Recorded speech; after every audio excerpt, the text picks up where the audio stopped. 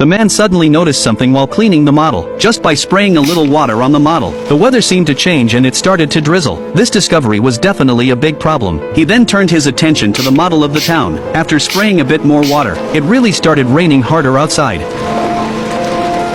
Jesus. The residents who were walking outside got completely soaked by the heavy rain. The sunny sky was now filled with thunder and lightning. Jeff immediately walked to the balcony to feel this incredible phenomenon. But what puzzled him even more was that the rain outside had the exact same temperature as the water in his kettle. He boldly guessed it might really have something to do with him, that he somehow controlled the town. To figure out the truth, Jeff walked over to the model and found the house he lived in. Even spotted a tiny version of himself by the window. It looked like the whole model was built to represent the town. Even the scenes on the streets were identical. What's even crazier was that through the model, he could control the town's electrical system. After making this strange discovery, Jeff quickly headed to the tavern in town. A lot of residents were gathered there. Everyone was discussing the strange rain during the day. They all felt something was off about it. The tavern owner Daisy was talking to her son. She said she planned to repaint the billboard that afternoon, but the rain completely ruined her plan. Jeff quietly listened to everything. He quickly pulled out a notebook to write it down, because he had something big to do next. When he got home that night, he got some nail polish ready.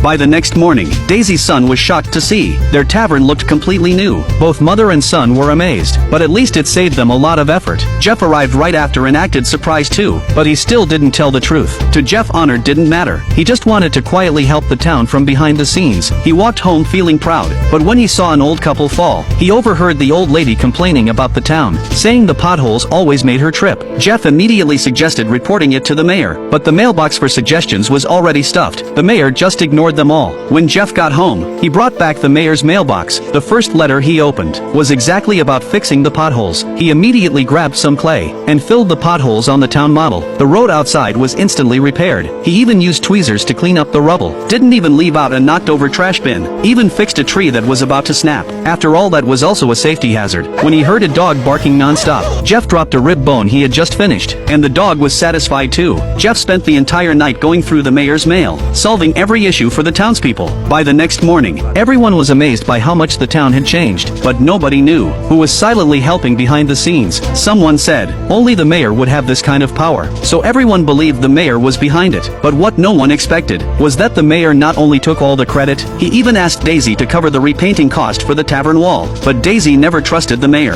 and since he couldn't get any benefit, the mayor gave up just like that. Jeff happened to be at the tavern. He was furious after hearing their conversation. He had been working so hard in secret, only to let the shameless mayor take all the credit. On his way back, he passed by the supermarket and overheard the staff talking. They still believed everything was thanks to the mayor, especially since the election was coming. Winning the people's support would help a lot. Jeff's face changed as soon as he heard that, because not long ago, Jeff's wife was actually the mayor, but she died in an accident, and this shameless mayor took her place. Looking at a photo of his wife, Jeff decided he had to do something for this town. But before that, he had to teach the mayor a lesson. He found a small rock and aimed it at the mayor's car, then dropped it right onto the model. The next morning, the mayor was yelling in front of passers-by, but the townspeople just thought it was funny. At that moment, Daisy's son was showing off a drawing. The mayor instantly lost his temper and yelled at him. Luckily, Daisy stepped in just in time, and everyone saw exactly what happened. The mayor then realized his angry side might have been exposed, so he pretended to be calm, saying it was just a little accident, and it wouldn't change how much he loved the town. The residents all got fired up after hearing that, but Jeff, standing nearby, was furious. That night, he made up his mind and placed a tiny spider on the model. At the same time, the mayor was walking outside. He totally freaked out when he saw it.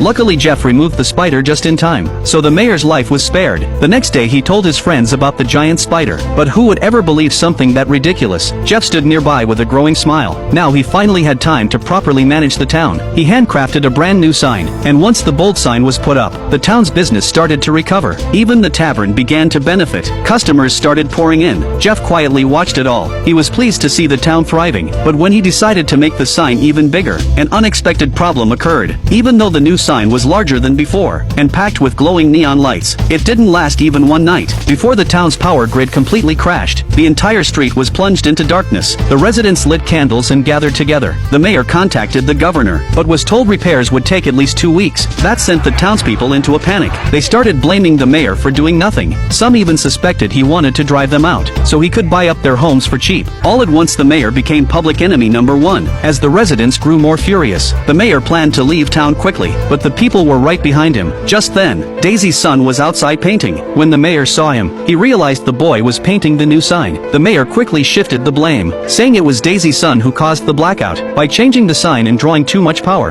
As the situation spiraled further, Jeff finally stepped forward. He admitted he discovered the model and had been changing the town using it. He claimed he had good intentions but caused bad results. To prove it to everyone, Jeff grabbed a tiny matchstick, lit it inside the model version of his house, and sure enough a small fire appeared in the real town. But the mayor showed up just then. Seeing the incredible model, he figured it could be used to his advantage. The mayor announced he would use the magical model to turn the town into a tourist hotspot, but the look in his eyes revealed a darker ambition. Jeff saw right through him and wasn't about to let it happen. Soon the two began fighting over the model, but during the struggle, Jeff accidentally knocked over the magical model, and the town began to shake violently. The model came crashing down onto the ground. The next day, the town was in ruins, as if it had just been hit by an earthquake. Reporters swarmed in to cover the story, but now they faced the real problem of repairing the town, and the question was who would pay for it. Fortunately, during last night's scuffle, the mayor had dropped a giant ring, and that enormous ring would end up giving the town a brand new future.